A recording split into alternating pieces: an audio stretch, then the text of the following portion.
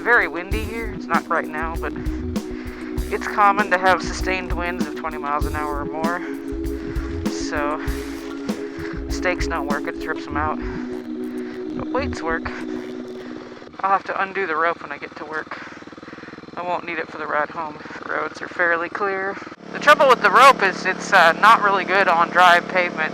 It's not as bad as chains. If you have motorcycle chains or studded tires, on this, you would have no grip.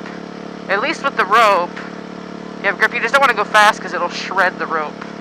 That's why I'm going slow. But it's still going to be icy in patches because, like when it got down to like 3 degrees Fahrenheit overnight. I have street tires, not knobbies, just IRC road winners, stock tires for the KLX 250 SF, the Supermoto version. Stock tires for the Ninja 250, stock tires for the CBR 250, stock tires for the Ninja 300 and the CBR 300, and stock tires for a few other bikes. Ooh, turn slower. But to prove to you how well the rope works, we will take some back roads like this.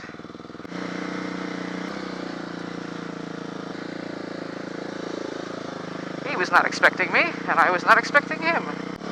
But for mild riding, yeah, this is fine. My feet, it's just whoosh. See how slippery that is? There's a truck. Alright.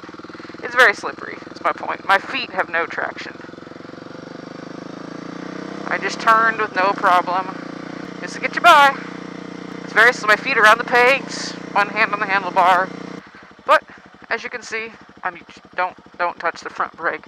I'm just using the rear brake right now, clutch in.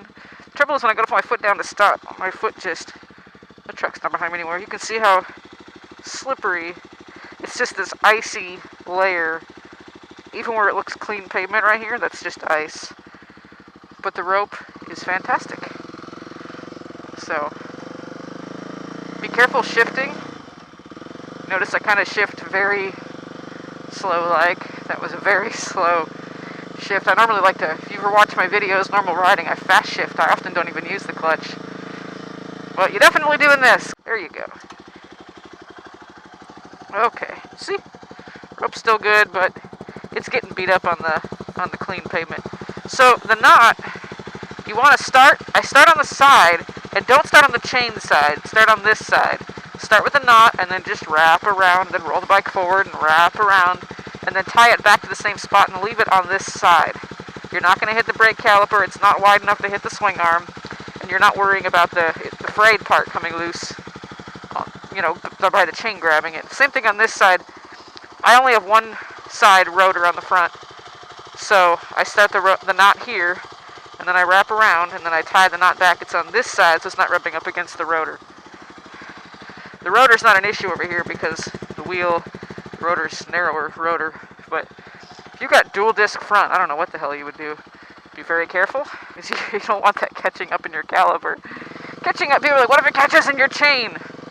Like, well, chances are, considering that I have friends that have lost their fingers trying to clean their chain with it in gear up on the stand, and it just cuts through human bone like paper, like wet paper. I don't think the manila rope is going to be a problem. I think it's going to shred the crap out of the manila rope. If it can eat through bone like nothing. It's possible. I'm not going to put that past it. But, not probable.